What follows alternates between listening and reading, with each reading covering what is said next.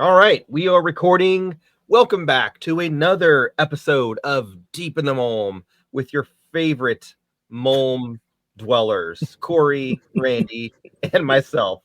This is episode 5. It is fun. It is our weekly member podcast where we talk about all things aquarium and non-aquarium related, wherever our thoughts take us. So today we are going to get kicked off with, what are we going to start off with today? We're going to talk about our aquarium You would pick like of the you week.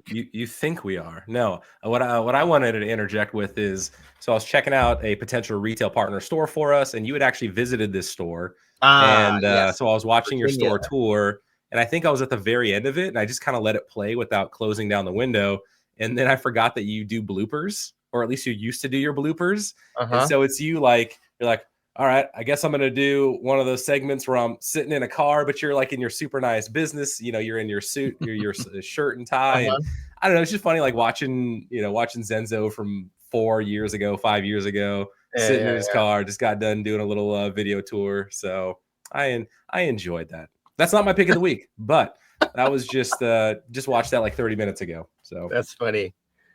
That was so that store is in a mall. For those of you that don't know, and we do like Twin Cities Guppies is in a mall, and it's challenging, and I think they were having some. It's one of those older malls where the traffic wasn't as great, but it was a cool store. It was super cool hobbyist. He was actually growing green water in his store, so he had a tank full of green water that he would like use for Daphnia and sell and that kind of stuff, and super like kind of like us, like really into the nerd aspect of aquarium keeping and a true hobbyist. So yeah. I think Corey probably has some feedback on this, but I like the concept of a video, like a fish store tour, but they're kind of difficult to watch. Because like somebody terrible. just going from like tank to tank to tank, like I love the concept. I love that somebody is filming a store, they're getting eyes on this local store, they're trying to get them attention, they're making a video about it, they're showing off fish. But like when the rubber meets the road of that kind of video, it just is kind of like meh. I feel the guess. same way about unboxings. I think the problem is, like, for people listening, when you go to a fish store, there's probably like, let's say I let you go in there for 30 minutes and you come back out to the car and I go, tell me the 5 coolest things you saw. And you probably have a list of 5 things. You're like, yeah, those are pretty cool. And the problem is the other 25 minutes weren't that cool. And everybody has a different 5. And so when you're filming that video, it's 30 minutes long, and each viewer actually enjoyed 5 minutes of it. And yeah, so, and when you're filming, you also don't know if anything's going to come out on camera, the lighting, all that kind of stuff. And so they're not my favorite videos to do. I love to visit stores. I personally love to be there. But in terms of turning it into a video, there are people that will watch any of them and they love it. But I think it's real hard for me to watch someone else's tour. Real hard. I'm like, you better really have a good reason I'm actually clicking and watching this because you've gone to a store I'm actually curious about, or you've highlighted something. And I don't think there's that many things worth highlighting anymore. Like the last one that I was truly excited about was Gigazoo when I was in Germany, because that store was really cool and unique in so many ways, where the average fish store you can walk into around the world is kind of just the same. There's every once in a while you see some crazy display, wow, that is worth talking about. And then there's, yeah, that's what fish stores do. It's like, it's just what it is. They're kind of hard to make too. So like, and I've, not as many as you, Corey, but I've probably done 15, 20 store videos, and whether it's by myself or with Matt back in the day, and you walk into a store, you have it all lined up, and then you kind of do your walk around before you start filming. And you're like, okay, so what am I going to talk about in this store? There's nothing that really jumps out at me, right? Or you, because you've seen a million stores. But what I have found from, hearing feedback from people that watch the store tour videos, regardless of the channel, is that they don't always have the opportunity like we do to see lots of stores, and maybe they only have a Petco or a PetSmart or something, and seeing a place like Ocean Aquarium or Gigazoo or some random store in the mall, to them it's really cool because they just go to Petco and it's just the normal blue wall of platies and, whatever. And so I think it's just our perspective, I think, is different because we're in it all the time. And plus, after making a bunch of videos and seeing so many different things, or going to China to different farms, or to Florida, it's a little different for us versus, the average person out there that doesn't have the ability to travel or the resources, or there's nothing near them. And for them, they do kind of geek out on it because it's different. Maybe I'll try that video, the five thing video. Because like you're saying, like, yeah, just going to Petco or something like that. I usually actually see more cool stuff at a Petco, intriguing to me, than the average store, because it's like, look at this new model of an item. Like, for instance, they got flu ball products first, and they'll be doing different things. And because when you walk into a store, you're seeing a cookie cutter of 2,000 plus stores.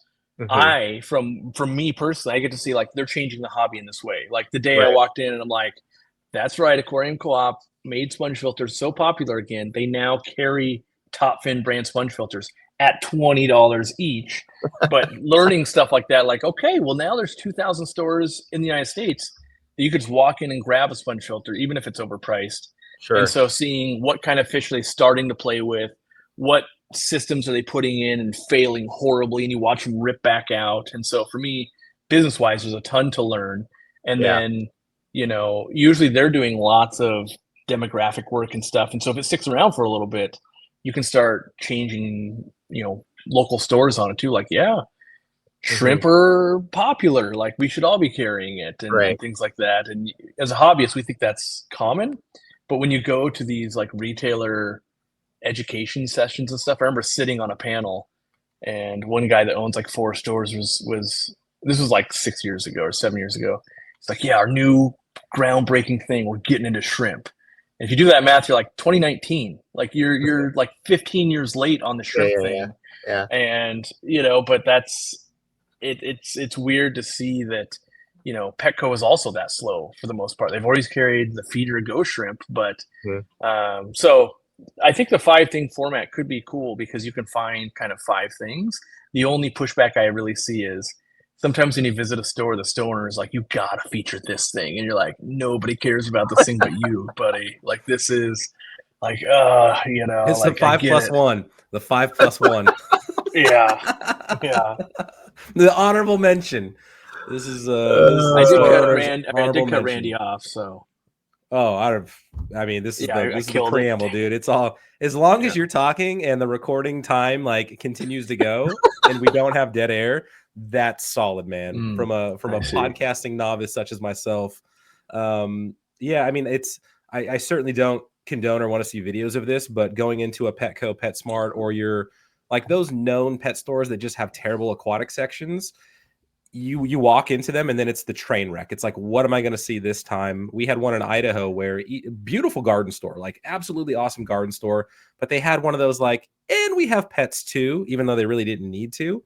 And their tanks, without fail, especially their feeder tank, they would run hang-on backs, and there would always be like at least one dead fish like in the hang-on back in the intake. One time I went to one of them, and they probably had 20 feeder fish, all dead, and in the overflow intake. I'm sorry, the intake tube. And again, like I don't want to see any videos about it or anything, but there's always something to see in terms of like, why do you guys still carry fish? Why do you still carry fish? Is this a good? Oh, here's my theory. Hold on. My theory to the members, you guys can talk about this in the comments, is I think that PetSmart and Petco, the only reason they still have an aquatic section to this day is as an attraction. Is as an attraction to have families come in with their kids while they're waiting for a table at a rest. Because again, like all the strip malls, maybe there's a PetSmart or a Petco next to a movie theater or next to a restaurant or whatever. And so let's attract people in with fish and reptiles, not even trying to really sell that particular live animal or accessories. And let's get them in here to buy the dog stuff, the dog and the cat things. So that's kind of one of my theories. I could see where, they continue to update their product offering, and, they did a collaboration with some furniture designers to come out with some actually pretty nice looking aquarium stands. I will totally say that. But I feel like in the back of my mind, it's like a loss leader, bring people into the store. And once they're in the store, they'll feel guilty. And they're like, okay, well, let's buy Fido a new dog treat or something. So I think I'm going to throw that out there. Go ahead. I'll let Corey go first. So I've sat in talks and read lots of studies and studied this. And yes, animals are the loss leader for the big chain stores. And that's why you'll see like, we're adopting out cats and dogs. And they're always doing that because they don't have to take care of the animal and they get all the benefit. And where the benefit is, like for a fish, for instance, if you sell a healthy fish, you don't sell anything with it. You sell a sick fish, they sell lots of meds when you come back and it's dying, right? And then the thing is, anyone setting up a tank buys a bunch of new crap. And like, and I learned this because I go there. Has anyone actually looked at prices at like the decorations and stuff at Petco? You're like, oh, this piece of wood, $72 for this fake plastic piece of wood. And we know that we can have that made for like $4, like with shipping. And so the markup is so insane. And so when you get like Pet Age magazine and things like that, you'll get different team lead people from Petco's and PetSmarts writing articles and stuff. And they'll basically tell you like, yeah, all the money is in the hamster food and all of these other things that like the Carefree or Carefresh hamster bedding. Like because it can't ship very well, they can charge an arm and a leg in the store for it. They don't make any money off the actual animals. And so that's why you'll see actually their parent companies start buying up like the KT brand that provides that food and the bedding because they can squeak out even more margin. And no pun intended. Squeak out. Yeah. Yeah, there you go. I was like, man, my wife's name is Katie, but that's weird. But okay, she does like hamsters. And then like dog beds too. Like I remember when we were first importing, I had to go in with another business. They were teaching me, and the guy was like, my dream is just to fill one of these containers with dog beds, because he had done the price work, and you can get them for like under $2. And he's like, and people buy these things for $70. And so yeah, like some of the profit margins on those items, they're so insane. And so that's how you answer the question, like, how can this thing be here? It's giant. There's not that many staff. On average, they don't know as much as a mom and pop store. And it's because they just have the capital outlay to have all of the stuff laying around at infinite margin. And they're actually sad when you buy the live thing. I'm like, dang it, I can't sell it for that much. And so you'll see breeders and stuff, like for reptiles, it's a big thing to hit every Petco, like every delivery day, because they'll get snakes and lizards and frogs and things like that that come in that are morphs that are worth way more than they're selling them for, because the live animal contracts that have to supply them, if they don't supply, they get fined. And so like one instance, they were having to supply Walmart in this instance, and we were getting calls. They needed rosy barbs, and they were willing to buy them at $5 each from our pet store. We'll buy all of them so they don't get the fees or the penalties from Walmart for not delivering that week. And so, yeah, that's where you'll get kind of exotic animals and other stuff. Like, it's supposed to be a normal milk snake. Like, nope, it's this crazy morph, because if we don't fill it, it's a $500 fee. Here's this $150 animal. And then the employees don't really know anything. They're like, yep, $30 milk snake or whatever, like out the door. Yeah. And so there'll be teams of people that just hit every delivery day and see like what came in that wasn't supposed to. And then they, take it to their own stores or reptile shows and resell it. And so, yeah, you're not wrong in that the money's not really being made on the fish, and it is a lure for sure. And they have, I tried to open aquarium co-op next to a Petco actually. And we started talking with the landlords of the whole place and everything. They're like, oh, they actually forced us to write in the contract. There's no other pet place can be in here. Right. We could be across the street. And so like in Everett, actually, they are across the street from each other. But each kind of strip mall can't have any. So you'd have to get like a third one. And people always think like, when you want to be far away, they're stealing your sales. They're like, no, if we make money selling fish and plants, like everybody buys stuff there, but then they come to us. And so it actually is, in my opinion, beneficial to be close to a Petco or PetSmart if you're another store, because you get to leverage all of their market research. Like the best thing, if you're a fish store and Petco comes in down the street, you basically just got told you picked a great spot. It's about to get a lot better for you because the market growth shows in the next 5 to 10 years, this place is going to be booming. And so they want to be in on the ground floor. And so, you know, I see a lot of doom and gloom from places like, oh, they're stealing all my customers. And my feedback to that is always, if Petco or PetSmart is stealing your clientele, your fish must be in real bad shape, you know, because the average hobbyist can clearly see quality difference, and there should be product differences. Like, yeah, there's some overlap. Everyone sells food, everyone sells dechlorinator, but there's a lot of items, as we all know, if you've ever gone to a PetSmart or Petco, where you're like, you guys just don't have this? Like, it seems essential. You don't have it? That's weird. So basically, for a Petco or a PetSmart, the fish are the movie, and that $70 log is the popcorn and the soda and the hot dog. Yep. For those of you that don't know, movie theaters don't make money from ticket sales. They make it all on concessions. Ticket sales, they're breaking even barely. Pay for the licensing, the overhead, and popcorn is where they make their money. But that's kind of to my point of like, these fish are just dying in their care. Like, I don't even think it's not even the ticket sale. It's just like a cool indoor laser display just to bring people in to buy popcorn. Like, I don't even think I think it even goes a step further in the. Well, maybe it's one more reason to, you know, maybe it helps to get more sales for the other items because people are like, 100%. Yep. Yeah, we're going to buy. It aligns with it for sure. Yeah. But I think what Randy's saying is, imagine you took out the live animals from Petco or PetSmart, and your movie starts in 30 minutes. Do you bring your kids over? Like, let's go look at fish tank decorations. We don't have a fish tank like you would, right? So the animal part is the attraction. And to speak to that feeder part, I do think stores get a bad rap for like, oh, there's always dead feeders. But the reality is, even I couldn't keep a dead fish off of that intake screen because before I started my store, I was talking with other store owners and everything, and I would show up on different days, and one of the days would be Goldfish Day. And when you get feeder goldfish, this store was on average ordering 5,000 a week, and in the bag you'd have 10% already dead. And the ammonia would be so high you'd gill burn the rest of them. And so by the time they were getting their next shipment, you know, I started asking, like, well, how many did you sell? They're only selling about 1,800 of the 5,000. Wow. So they're losing tons. And that's how I said, we'll never sell feeder fish, and I won't do things that knowingly lose us money.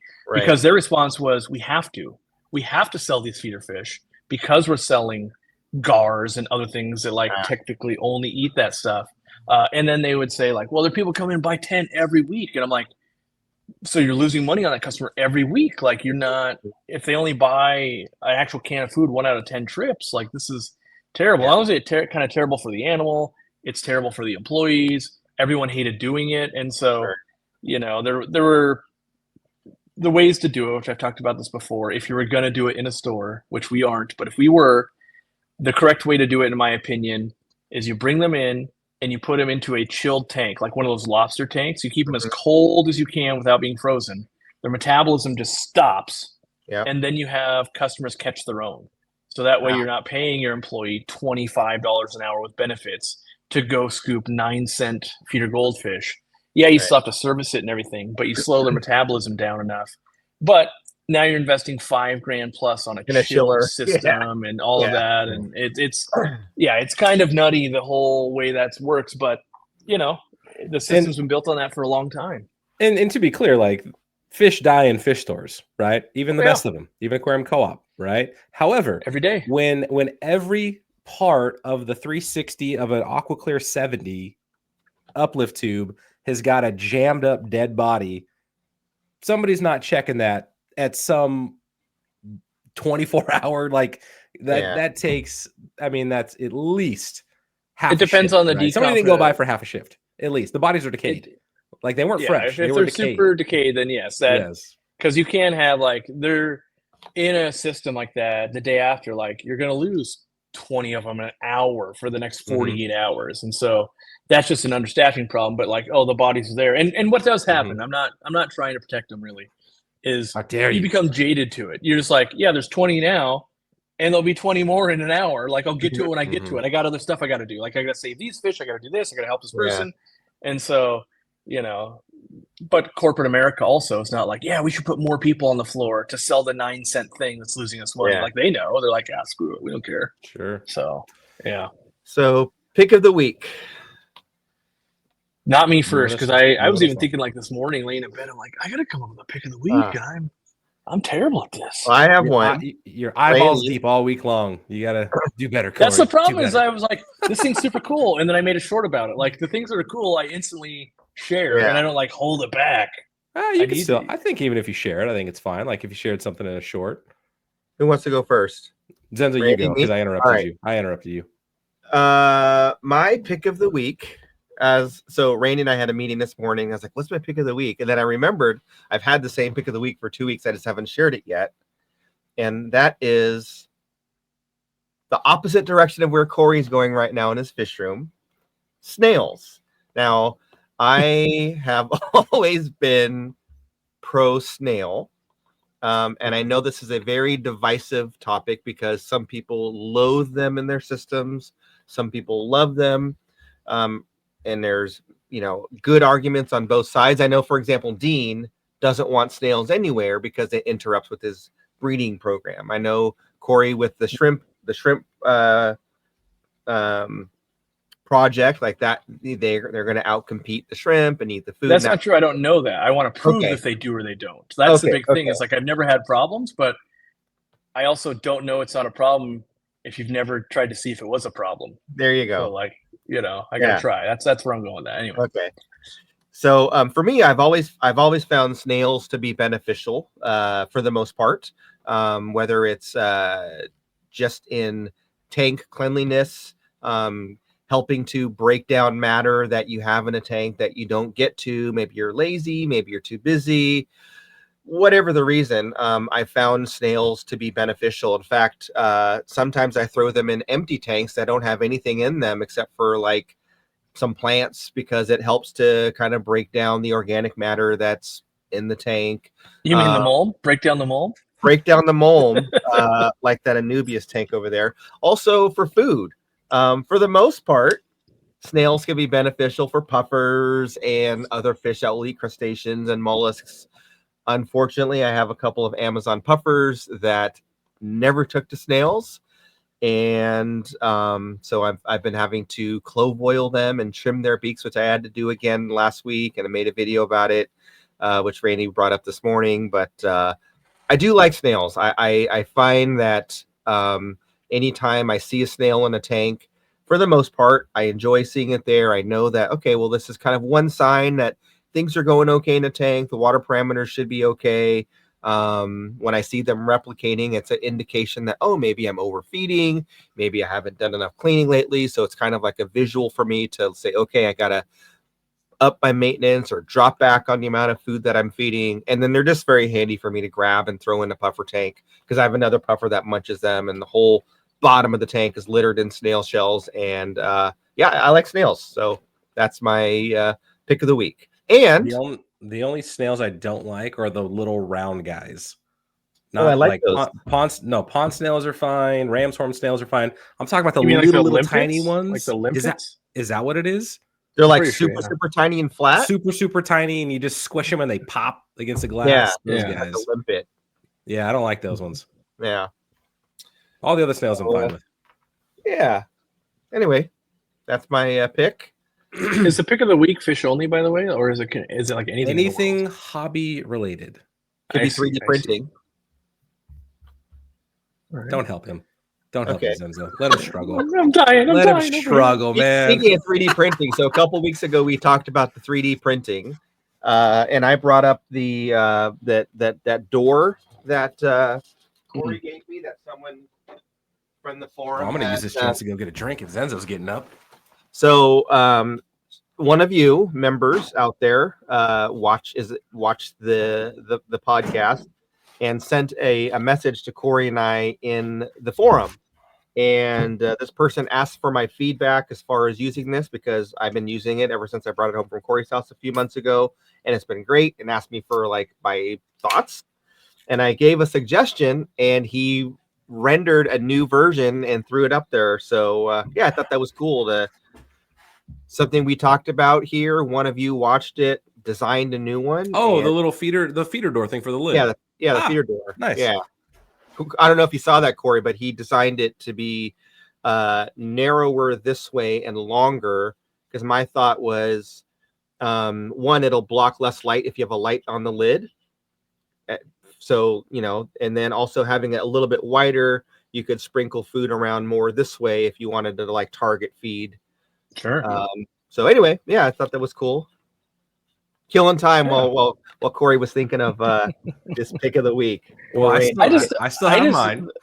The problem I have is I have a lot of cool things going on. I just don't know.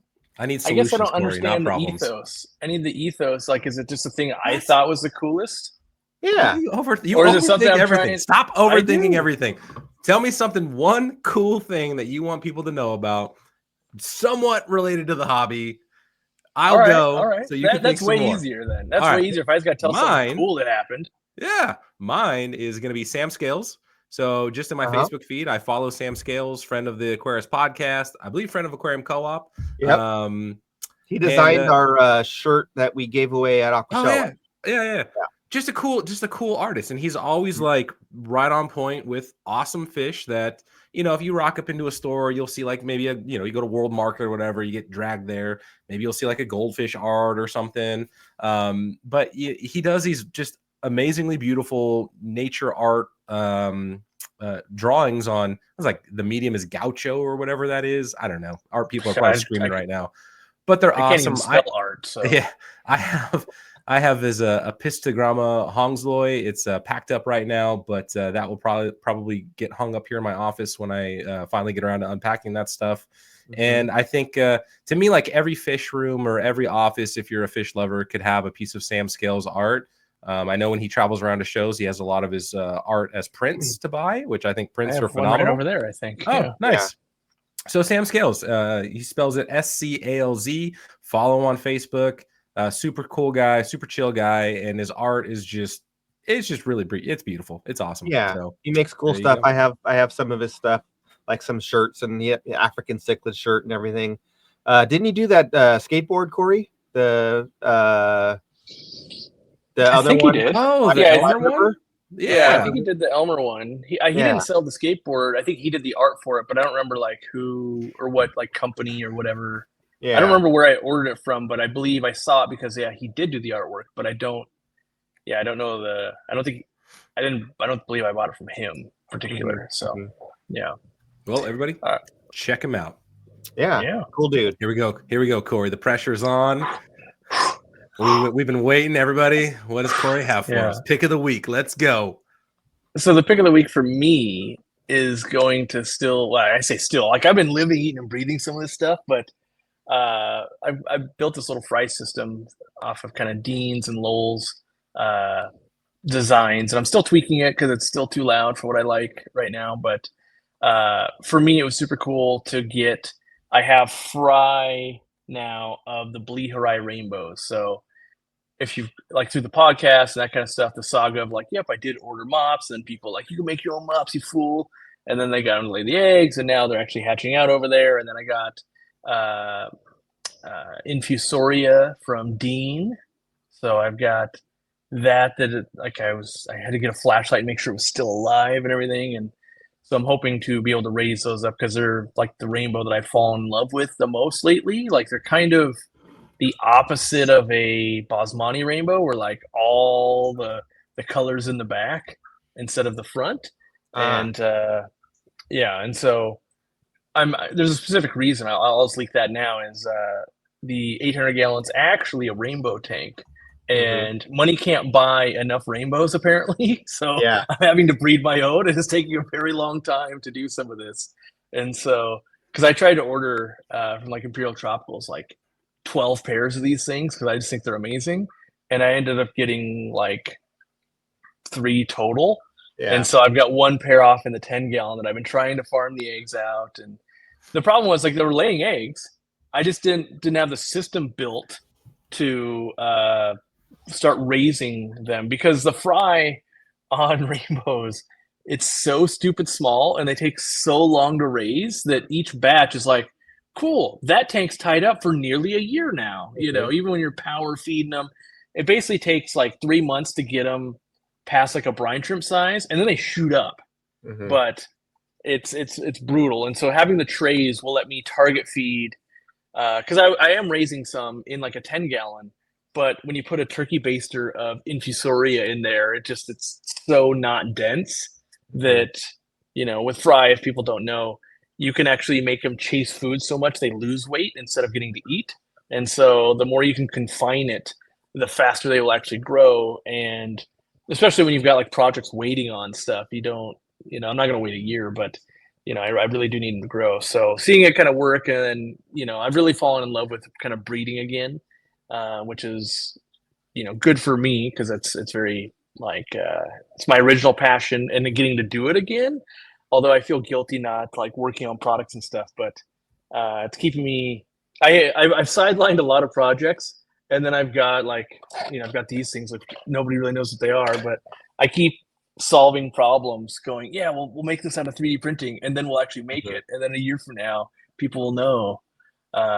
So yeah, a lot of things kind of working on there, but I'm in love with the rainbow. So there's gonna be a rainbow phase on the channel for a little bit, I think, and breeding them has been rewarding, and yeah, I'll save. I'm saving stuff for other next week. I got my next week pick already. Yeah. Every time I see rainbows, oh, go ahead. No. Every time I see rainbows, go for it. I was gonna say, every time I see rainbows, they are very beautiful, very active fish. I know there's lots of applications where they would do well for me, and I've never kept them. And it's just weird that, yeah, but I do like them. They are cool to look at. The ones you have are cool. So I only like to keep fish that I will breed, and I've been too lazy to breed rainbows, so I haven't been keeping them. But now that I'm kind of set up for it, now I'm like, I've got quite a few different rainbows going now. It's a lot of commitment though, because like you were saying, to raise fry for a year before they are big enough to go into another tank, that's like they can go into other tanks, but like to be sellable size, like dang, a year on a lot of the rainbows. Like not necessarily the pseudomogials, but like the bigger ones. Because yeah, you could have a silverfish that's this big, but no one would ever buy it or want it. You got to get them big enough to start coloring, and then they get the money. So it's like a year-long thing. Yeah, it's a lot. It's a big commitment. Right. My two questions were: one, what is the spawning mop drama? I think I don't know what that was. And number two, are you sticking to Infusoria, or did you do any golden pearls for those fry? So with the food, they literally have been hatching out like yesterday and today, so they're not big enough to really transition yet. Even to golden pearls? So golden pearls is a fine micron, which you can get from the Magic Small Fish Feed. You just grind it up. So I've been doing that on like the other batch. Like they're eating that just fine. That was before I even had, because I was telling Dean, I'm like, yeah, what do you feed? And like, I'm just, you know, basically using real fine powder foods. He's like, I do that, but I also do the infusoria. And he's like, oh, I'll bring some to a meeting. So I got 2 super stinky jars of infusoria now. And then what was the mop drama? It was like in a video I said like, oh, I'm waiting for spawning mops to arrive. And they're like, oh, you fool, you don't know how to make them, blah blah blah. And it's not that. I think people, they lose sight of some things, and like time is money. And I spent $10 to get 2 mops delivered to my door like 5 days later, right? If I actually factored in driving to a Joann Fabrics, which are all closing down. They're all closing down anyway. Yeah, I don't know what I'm going to do now. I'm going to have to order online, but I'm probably into it for more than $10. And yeah, I can make 10,000 mops, not 10,000. I can make a lot of mops, but then I still need to source like corks or bobbers and I don't drink or anything. So it's like, oftentimes, like, yes, if I'm going to make the video, I go spend $30 to then make a video and make 2 mops, which I've already done on the channel a couple of times already. Or I can just pay somebody else and keep the commerce of the hobby going round by just going, yeah, $10 on eBay. They're here. They're being used. It's great. I don't care. Is it just green yarn on a wine cork? Yeah, that's all it is. Okay.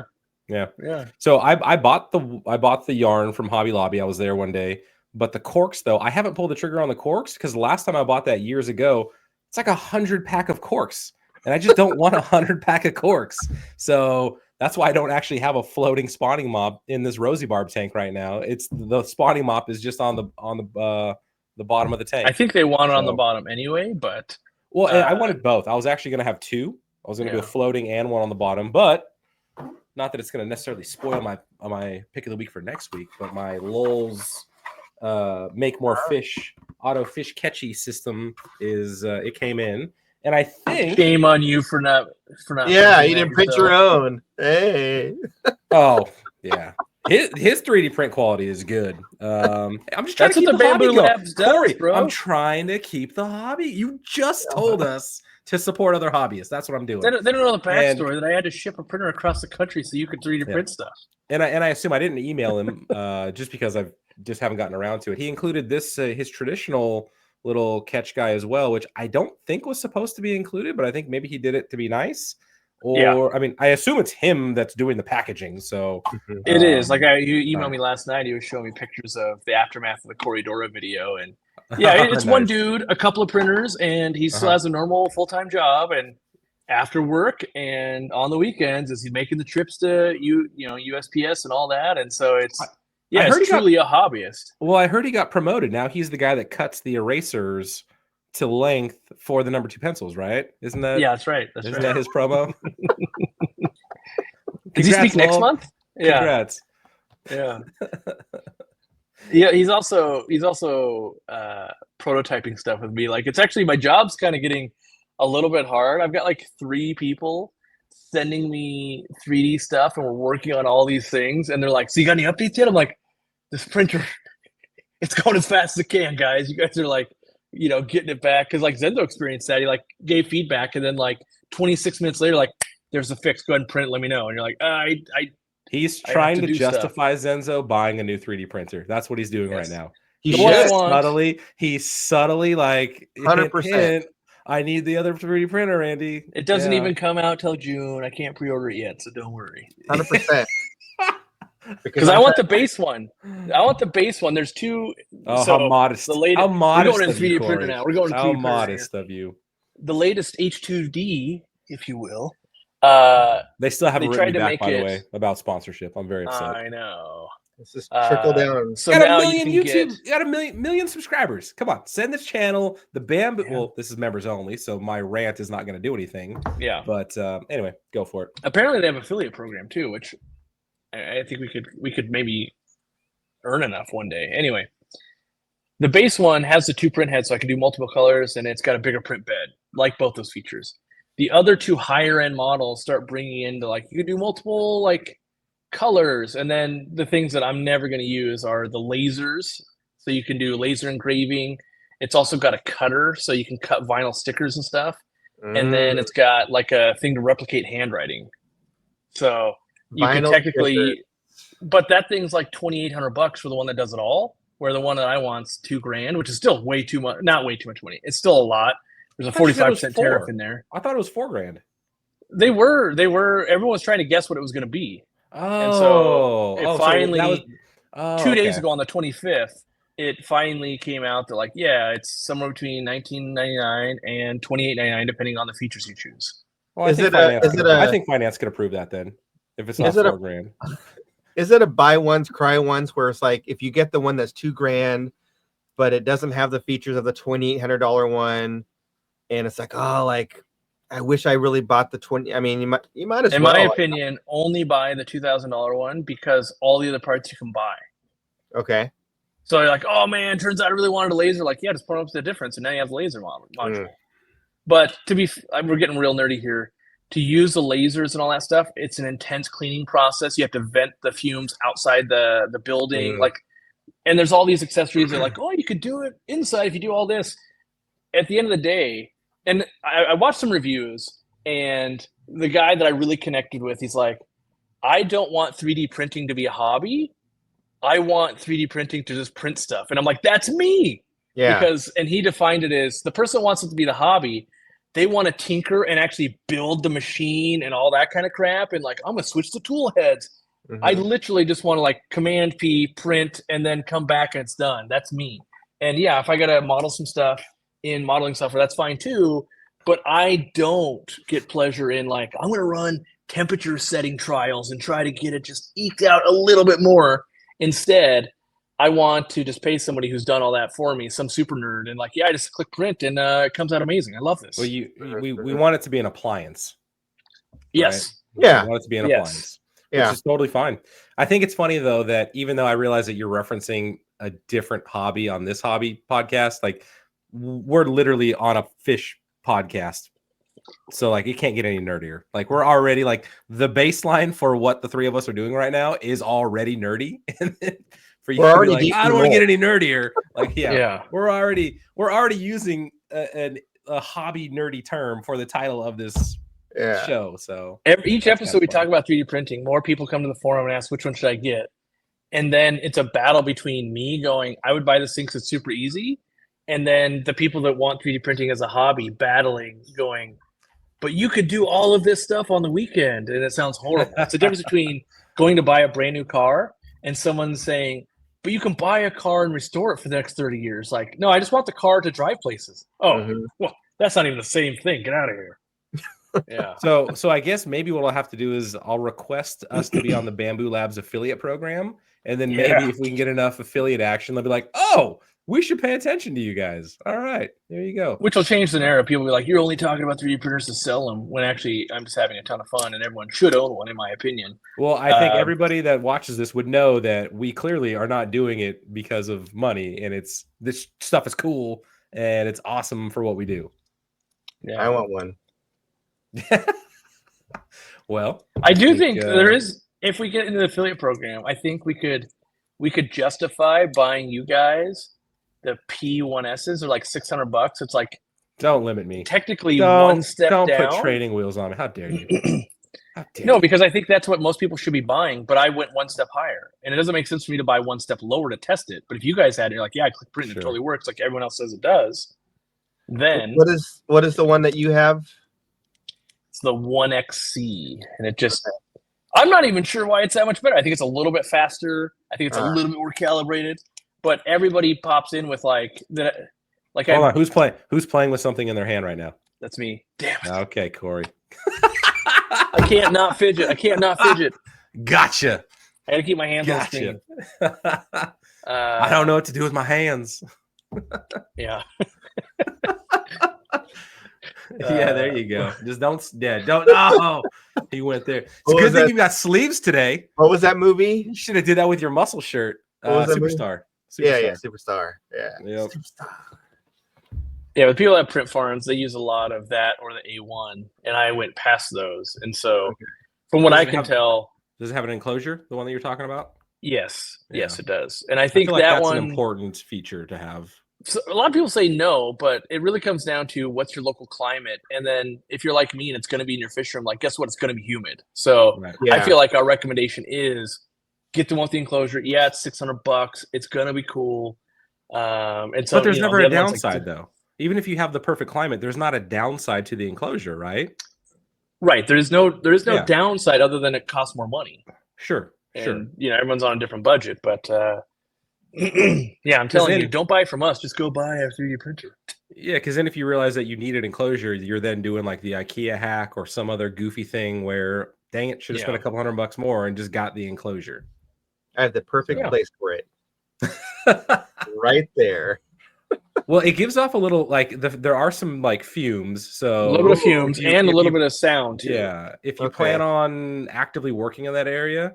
So I can run it like in the evenings or something when I'm, upstairs. But the fumes I would worry about because there's no. Yeah, maybe not. Okay, it'll go upstairs in the other office. Yeah. Done. There you go.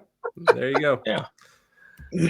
All right. So we got through pick of the week. Let's do a new segment. New segment Thursday is what we're not gonna continue to do. But what did you get done work-wise, or what's something that you've been working on this week that? Not too sensitive, obviously, but yeah. I can go. I can start. Yeah. All right. Please. I gotta think about what I'm doing. With our move. Well, I say with our move, we're the combination of shipping that we're doing with UPS and USPS. We're very much concerned about data in all things, and that's true even before this. But kind of coming up with some new reports, factoring in USPS, and just really looking at transit times, days to deliver. So I've just been updating some of those reports. And for me, like, I love back-end data. I use, SQL to extract data and then make reports out of it and visualizations. And Candy's probably rolling her eyes right now because she knows how much I love reports, and not reports for the sake of reports, but reports because they unlock such amazing information that if you just log into Shopify or you just log into X software system and you go to the vanilla reports or the canned reports, they're incredibly limited in what they show you. And so utilizing backend data with like a SQL extract, a data extraction tool, you can start joining multiple data systems, data streams, and get this really rich set of data that gives you tremendous insight. And I completely nerd out on that kind of stuff. So yeah, I've done it in previous jobs. I did it with Amazon, did it with some of my aerospace companies I worked for, and I just absolutely love it. I'm not a data analyst by schooling or trade, but it's just one of those, like, I love doing this thing. Like, if there was, it's one of those like comfort tasks. So if I could like make something up that that involves me like extracting it, then I kind of will. So that's what I've been doing. Or one of the things I've been doing, I guess I should say. Yeah, yesterday, I'll just go with what I did yesterday because every day is different stuff. But yesterday was, outside of all the emails and all the normal stuff, worked on, email. So emails that customers get from us, like shipping notifications and an email you get when you buy a gift card. And these we've been having these like just random, hey, the thing's not working. And we can't replicate it well, and it's been plaguing us for like 2 years. And so I actually took all the time to basically redo all of the pages and kind of go back towards defaults and things like that. And it turns out that one of the ways we were doing it, which is displayed nicer, when they would have a service outage, it would cause the problem. And that would be whether you're like, I'm trying to recover my password, I'm trying to sync up YouTube, I'm trying to. And so that took, maybe a couple hours or something like that, to kind of finally take the time and dig in and go, okay, what is the problem? And so actually I was buying from competitors I knew used Shopify. I was buying gift cards from them so that I could be like, is there an overall outage in Shopify? Is it this? Because the problem actually came because we were donating a gift card to a middle school class that was doing some like science stuff. And I couldn't get it to work. And so I was like, all right, I gotta, instead of getting this every 2 or 3 weeks, I really gotta tackle that. So yeah, I was working on that. And then I was working on tariff stuff, basically in spreadsheets going, okay, what does this actually mean? And really the time spent was, how much can we absorb without going out of business? Like, it's not even like, how much money does Corey want to make? It's like, some of these products are getting real expensive. Can the hobby afford that? How do we make it so that our RPP stores can also buy it and we don't lose money? And, it's looking at it holistically going, what are we going to do in this without just doing the easy mode of just everything goes up 20%? Like, that's not the answer. So it was like, okay, then what is the real answer? And this, Randy and I also worked on this on, a couple days ago. And so taking multiple passes, and then you take a break for a few days and you come back with fresh eyes and go, let me look at it from the angle of the customer. Let me look at it at the angle from, the wholesaler. Let me look at it at this angle and go, what is our long-term plan? And so I've got a good basis going. And what I actually found was, I think about half of our products can just stay the price they are. Like, I think we could just like, we'll just eat it. But then there's other ones that just simply have to. And it's usually ones that might be a little big to ship, or like brine shrimp eggs, or one of those ones like the margins is terrible here. Like, so some things come out of that conversation that, I've already brought up with Randy, and that would be like, let's look at packaging. Is there any way to make packaging cheaper? And to put that in perspective, we're talking about shaving 12 cents, like we're at that point where we're trying to shave, and that savings won't even come for a year because we've already got stuff on the water. And so when you're looking at this type of work, it's like, what are the moves we could do so that a year from today, we either don't have to raise the price because things went up somehow, or we get to lower that price. And so I guess, at the top of the company for me, I'm trying to play that game of what does the future look like? How can I get us to go there? And what's a good solid move right now? So if we make the, like an example would be like Magic Small Fish Feed, which comes in this, like, unfortunately, Randy, go get me the quote. What's it like if we get it in a bag? Like, the customers won't like it in a bag because stuff gets stuck in the corner and there's things to it. And if that answer comes back like, yeah, it's 3 cents difference, like, well, it's not worth that. But if it came back like, oh, it's 20 cents difference, that might be worth a thing. And so we have to deal with all the packaging on everything. And so I shouldn't say we have to. We're looking into it to reaffirm that things haven't changed enough since we last did that, probably 2 or 3 years ago, that it's still the same thing. And that we're, I guess, basically doing due diligence to make sure that when I do have to authorize a price increase, that I've run down every avenue with every team I have to go, yep, there was no way to find it and claw it back. It just didn't exist. And that way, what I always, as you guys can attest to, my response to teams is always, how do I defend this in a live stream? Someone asked me live if I want to be able to explain it. And if I can explain it and feel good about it, I have no problem with it. And so sometimes we have to keep going round and round until it's like, well, how can you explain this, Corey? And be like, well, tariffs are a thing, and shipping and all this are, cost of living is going up, inflation.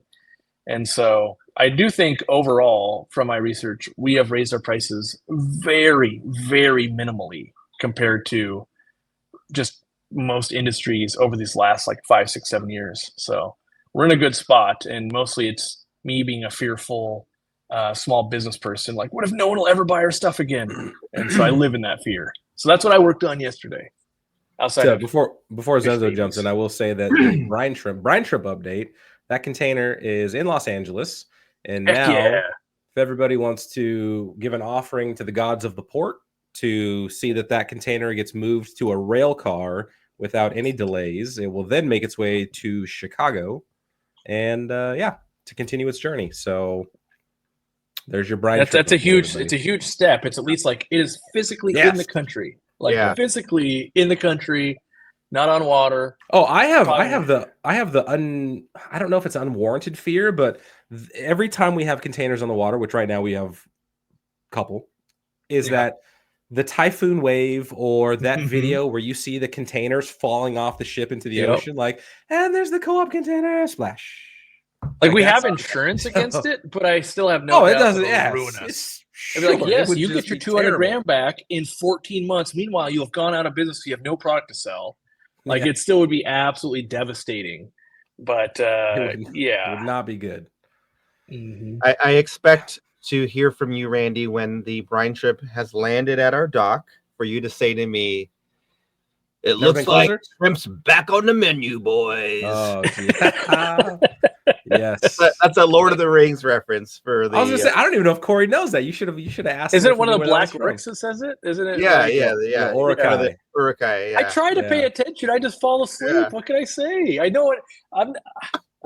I know enough to know. Like it's not like I just don't even watch it. Like clearly, I know references. I know it enough to know that this bores the crap out of me. I think it was it was one of the Gundabad orcs that the Urukai orc. I think. Yes. It was one of the orcs from Mordor was. But is that a Gundabad orc though, or is that a Mordor orc? Was it Mordor orc? I don't remember. I love that. And the problem is nerdy Lord of the Ring question. Yeah, the books versus the movie because it's not the same. But let's see, what did I do this week? I wish you would have asked this beforehand so I could think about it. Like when you're like, what did you? You just had me and Corey. You just had a 20-minute think about it. Come on. So I was going through a bunch of things. I'm looking at all my notes. I could probably tell you what you did this week. That's sensitive. That's HR. I can't talk about that. What I will say is a couple things. So one thing, and even still working on it today and got some feedback from Corey, is one of the difficult parts about my job I find difficult is working with Corey. Is finding new speakers for the club talks. And you'd think it would be easy, but it's not as easy as you think. And And so going through a list of potential speakers and trying to get some information on them, getting some feedback from Corey and people that I can reach out to for potentially speaking to all of you in the future. So that was something I did and working on. Another thing on the customer service side, we're continually kind of working on how can we have a better experience for our customers when they have an issue with the product, when it comes to like reshipping or refunding, that kind of a thing. And one example is, let's say that we ship you a container of magic small fish feed and some other items, and maybe like somehow in shipping the lid got broken and maybe part of it spilled out in the box. In the past, we might have just shipped you a new magic small fish feed and said, yep, we'll ship you a new one.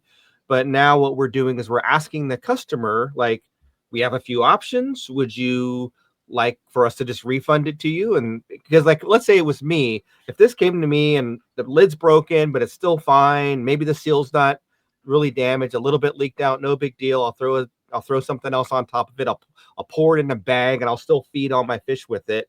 If someone reached out to me and said, hey, like, would you like a refund on that product instead of us shipping a new one? I'm like, heck yeah, like, it's still good.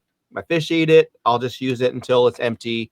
So that's like something that we're offering to customers as an option, or even potentially like just getting, credit and a discount towards a future purchase, or we would also reship it to you if you insisted on it. So I think that's not too sensitive of a topic to share, but just overall, just working on our communication to our customers when you have an issue, when you order something, and how we can better solve your problem and give you some options towards you being happy. So.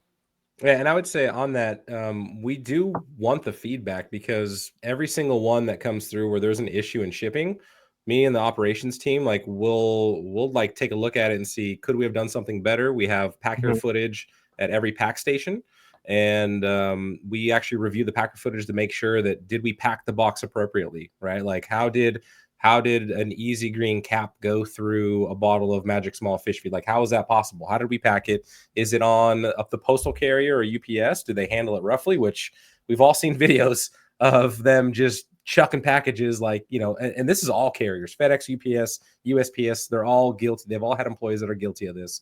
The overwhelming majority don't and handle the stuff with care. But any high-speed automation facility, the ones I worked at in Amazon, like, those packages are flying on belts. If there's a jam in a corner, like, those boxes will hit each other at speed, and that will cause damage. So we basically do our best to make sure that, is it a bummer that happened? Absolutely. But is there anything operationally that we could do short of delivering the package ourselves to improve the experience, to improve the product packaging?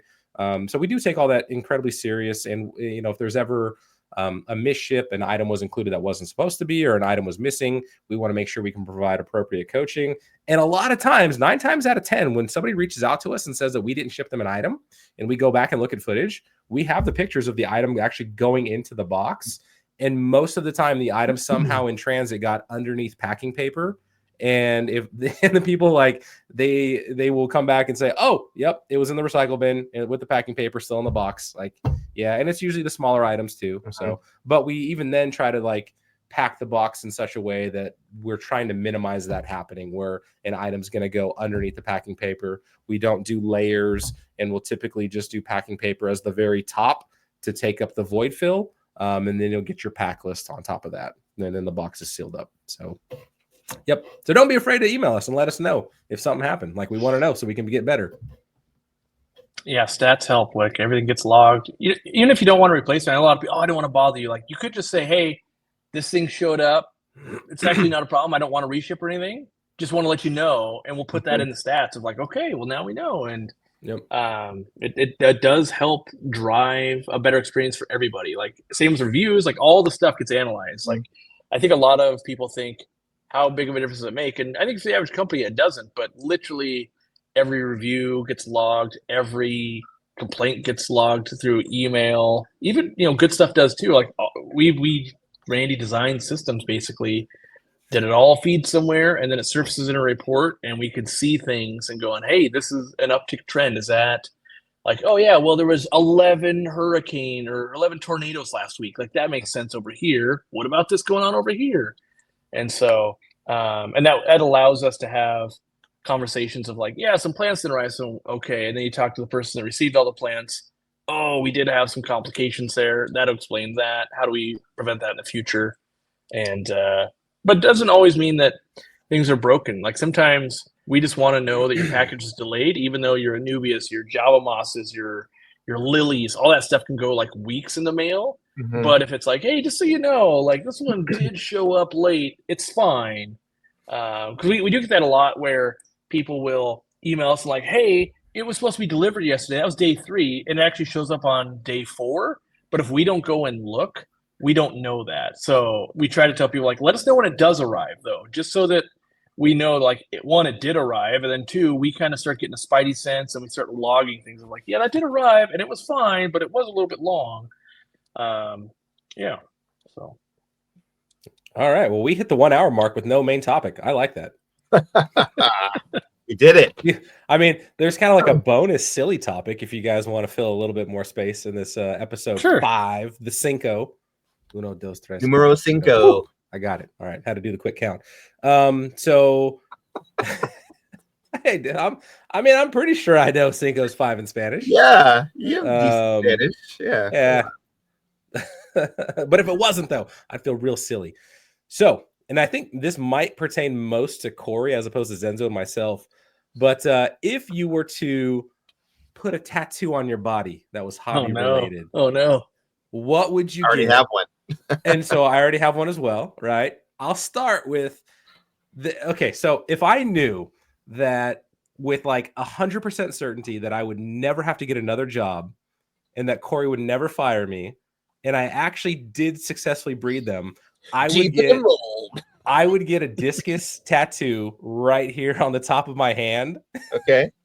I promise you, I would actually do that. But until I know, like, I'm like on my 6th year with Aquarium Co-op, and I would like to think that we're not going anywhere, and I'm not going anywhere. But then maybe even hearing that, Corey's like, well, then you're gonna have to wear a glove like Michael Jackson if we go anywhere. No, I'm just gonna fire you the minute you do it. That's. So that would be the hobby tattoo that I would get would be the discus, and it would be in the style of the flash art. So like that classic American style tattoo from like back in the day, it would be like that. It wouldn't be like a super highly detailed discus because as I get old, American traditional. Yeah. So as I get old, like big bold lines, big bold colors. So when I get old and wrinkly, it's still like what is it? Is that just a colorful circle? Or that's a discus fish. Yeah, you know. I've bred like one fry, kind of. Okay. What would you get, Zed? What is you have koi, right? Like me? I have 3 very large pieces. One of them is a koi fish. Yes. Can you get a ranchu next? Dude, a ranchu tattoo would be amazing. Oh my goodness. If I were to get a hobby related tattoo, it's actually already been done. And it's my logo. So there was a fan that had my logo tattooed on his calf. But I could see like a black and gray version of my logo on me somewhere. Is your logo the Sulawesi? No, yeah, I know your logo. It's a okay. Yeah. But he's black and blue though, right? Yeah. Okay, so the coloration's there, just not the same. Different, fish. Yeah. It's like a regal, bro. So yeah, I'd probably do that. Maybe I probably black and gray or grayscale, or even like a negative black and gray. That'd be kind of cool. Which on your own, not even being associated with your channel, like that is a cool fish. That is a cool logo. Yes, yeah, I do like the logo. Yeah, a friend of mine drew it. A guy I used to play football with as an artist and does a lot of he did Murphy. Yeah, he did Murphy. Yeah. I'm like, I didn't know you played football with him, or that he played football. Yeah, so he's man. You learn as much as I've talked with Zenzo over the years. Every single time there's something new about Zenzo's life where I'm like, there we go. There's another cool connection. All right. So cool dude, good artist, and did the Murphy logo for the coop and. Did my logo, that's the other solicitation to people. Tell us what hobby tattoo you would get Or maybe you're like, my body's a temple, I'm not gonna do it. And yeah. So Corey's for tattoo.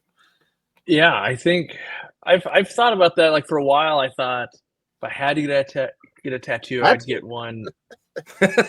What's that? Had to. Yeah, if I had to. Katie's like, get a tattoo or I'm leaving you. Yeah, I would memorialize like pets I've lost. So like Hank, the first Moo puffer I had. Mm-hmm. I always thought about that one. And then there's also the like, we've been around long enough. I could get like an established 2012 Aquarium Co-op, which I realized ratings go in 2013. Technically, I incorporated in 2012. I was, I even started this journey years before that, trying to get this business up and going by then. But yeah, like I think I'm afraid that I'm going to regret a tattoo. And, so I don't think like, oh, I'm not going to regret Aquarium Co-op probably. Like there's always a chance I could, but, mostly I'm thinking about when other people see it, what is that? Like, oh, let me tell you about how it changed my life. Like I was just a 27-year-old when we started talking about making my own fish store. And then I picked the worst name possible, being Aquarium Co-op, but it led to all of this throughout the years, and you get to tell a cool story about the tattoo. So for me, tattoos are always like, I wonder what the story, because the way I don't have any tattoos, own them, like I'm renting them or something, but I something must drive someone to get the tattoo. I mean, sometimes it's just like, oh, I was drunk and I got a tattoo, but for a lot of people, they're real, like this means something. I'm doing something about that. And if someone asks me, I want to be like, no, I just thought it looked cool. Like I really went through a veil-tail cherry barb phase for a while, and then I kind of phased out of that. So, awesome. I got a cluster of bristle-nosed pleco eggs on my forearm. Yeah. So, I want to make sure it's something that I really, really stand behind and want to talk about for the rest of my life instead of, Uncle Corey, what's that? Oh, that was a bad decision. I was really into giraffe catfish. Did you know they eat hippo poop? Yeah, it's crazy, right? Well, that's why you get him positioned so he's kind of a tramp stamp. He's like going down towards where his food supply is from, right? That's the move. That should have been the other part of it. Like, come up with a crazy tattoo. And where would the placement go? Like, what exactly make the placement mean something, right? Cool, awesome. Well, probably do right here. I mean, mine's obviously a face tattoo. I didn't, just right here. Just the one diamond, the diamond neon tetra. I'm just gonna get actually one piece of duckweed, like it's a tear. I mean, green. Oh man, one piece of duckweed. Maybe that's the move. Every time you've had a tank blowout, you have to get a duckweed tear tattoo. How many am I at? Just one? I think that I know. Just the one at the store. Yeah. Knock on wood. I think just one blowout. Yeah, we actually have. I think it's because after that I only bought big acrylic tanks, so I've never had a blowout after that. I am knocking on wood because that we have a new store that is going to come onto the RPP, and I'm not sure. I'd have to go back and look at the email chain. I don't know if they're like waiting for their grand opening or they're already established and they're joining, but they apparently had just like I think they had a 60-gallon blowout, and so they've been dealing with that for the past couple days. Which 60 is no 200 or 300 gallons, but 60 gallons of water is still a lot of water. Still a lot of water. As I tell everybody, take a 5-gallon bucket gallons and dump it into your living room, and then tell me that it's not a lot of water. Right. Like you spill a glass of water, you're like, good Lord. Yeah. Now do a 5-gallon bucket. And it's this is a never ending. Maybe I've said it on a podcast with a guest or something, but just visualizing a 5-gallon bucket next to a 10-gallon aquarium, I don't understand how those two are not the same volume. It is just the weirdest like magic thing ever. It's like Harry Potter in that freaking bag that just has no end. Like for me, it's always gallons of milk. 10. You're telling me 10 of these next to that 10-gallon? There's no way. There you go. That's another crazy one. Yeah. Because in my mind, like a 5-gallon bucket is like the 20-gallon aquarium. It's like, that's about the same size, but it's like, what? I mean, a 10 at least. Yeah. Like, that 10 right there, how is that not a 5-gallon bucket? You fool. I've gone to school. I've done maths and stuff, but that doesn't, I don't know. That doesn't compute, man. It's probably the same. There's going to be engineers here that know it's probably the same thing that blows my mind that like going from 1/2 inch PVC to 1 inch PVC is not double. It's like 7x or something in flow. It makes no sense other than like, well, I know the math, and you start use the diameter, and you do this and the cross sections, and yeah, we it's probably actually the same thing. We had someone write in the customer service about fluid dynamics. They are an engineer, and we had to make a minor edit to one of our product pages, verbiage on, I think it was a linear piston air pump and how they're in series versus the other term that we had in there. But basically, like, yes, and they wrote a very, very long email, and they apologized for, I'm sorry, I'm being too nerdy, and it was just like you're talking about, like this ratio and this thing. I'm like, oh yeah, we're not doing that. We're just changing that one word. So that's why I adopted fish room science, because it means that's what I saw in my fish room. Like when it comes to actual math and science, it's like, yeah, but that's a 72-page report just to say this works pretty good. Like everyone understands this works pretty good. Yeah. So, yeah. All right. Well, an hour and 10 in. Thanks everyone again for being members. Love having your membership. Love to read the comments and the feedback and the interaction and all the things. So we'll see you next week. Have a good one. All the things that Randy said to comment down below, do that. I don't remember what they were, but they were what tattoo would you get? Tattoo was one. What's your favorite sparkling water? There's something else. None is the answer to that. Well, that's the wrong answer, Corey. That's just clearly the wrong answer. All right. We'll end on there. See you, everyone. All right. Bye-bye.